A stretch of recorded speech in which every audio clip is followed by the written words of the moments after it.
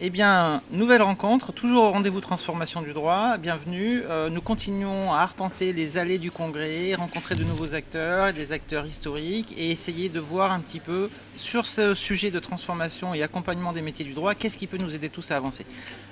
J'accueille Christophe Diver, bonjour. Bonjour Christophe. XLO, est-ce que vous pouvez vous présenter en quelques mots? Oui, en quelques mots, XLO est un cabinet de consulting que j'ai créé il y a 2 ans pour accompagner la fonction juridique au sens large en entreprise sur ces sujets d'organisation, de transformation, de digitalisation et dans leur quotidien avec une forte connotation sur l'humain en fait, la prise en compte des gens qui composent des équipes. D'accord, donc là on est sur l'accompagnement managérial, accompagnement technique, quelle est la famille de... C'est très hybride en fait, c'est très hybride, on démarre à chaque fois d'un constat global de la façon dont l'équipe juridique vit ou la fonction juridique existe dans l'entreprise pour ensuite déterminer des sujets de travail. Donc il y a d'abord une phase d'audit, d'analyse, de maturité de la direction juridique avec une immersion complète dans cette entreprise et surtout à travers tout son écosystème.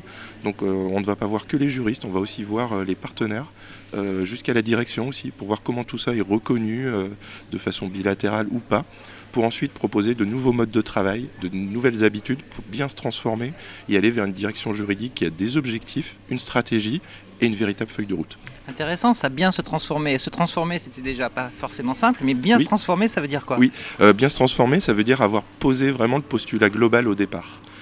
Parce que souvent on constate sur le terrain que ça s'éparpille un petit peu beaucoup. Et le salon est un bon exemple de ça, je trouve. C'est que vous arrivez à réunir beaucoup de sujets que les gens ont du mal à aborder. Ils pensent que les sujets sont exclusifs généralement.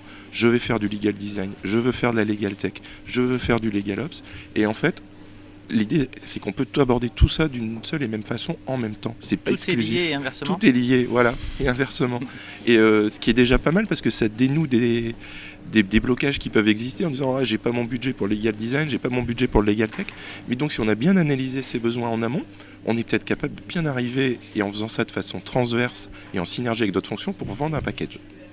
En synergie avec d'autres fonctions, c'est-à-dire d'autres fonctions de l'entreprise? Oui. C'est ça la transformation, elle est globale, elle sort uniquement à la Oui, direction juridique? parce qu'on peut voir 2 choses. On peut voir des entreprises où des fois la fonction juridique est à la traîne par rapport à d'autres parties de l'entreprise où ça se transforme. Il y en a qui sont en avance, ou des fois on se rend compte qu'il y a des directions juridiques qui sont même trop en avance par rapport à d'autres. Si on compare à des directions d'achat, marketing ou même finance, parfois, moi la plupart du temps, je constate aussi qu'une DJ peut être très moteur pour une fonction finance par exemple, en apportant beaucoup de choses et beaucoup de contenus qui sont entre les mains des juristes. Les juristes, on sait qu'ils ont beaucoup de contrats, donc si les contrats sont bien gérés, bien automatisés, et qu'on va chercher la data qu'il y a dedans, les financiers deviennent des rois du pétrole et adorent les juristes.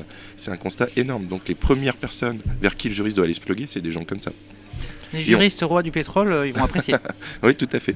Non, mais je dis souvent ça avec mes expressions, hein, tu me connais. Mais c'est parce que je pense que les juristes doivent aussi avoir conscience de ce qu'ils ont entre leurs mains. Ils sont au courant de beaucoup de projets, même s'ils ne sont pas mis dedans au bon moment. Il y a toujours ce curseur de quand est-ce que je mets les juristes parce qu'ils vont bloquer le projet ou autre chose. Mais en même temps, ils connaissent plein de choses, ils savent beaucoup de choses. Donc ils sont capables, au cœur de l'info. Et donc la maîtriser, cette info, maîtriser la data, mieux maîtriser les process, c'est une force pour une direction juridique ou une fonction juridique. Merci Christophe, merci de ces éclairages. Merci, et on va continuer à arpenter les allées. Très bien, merci, au revoir.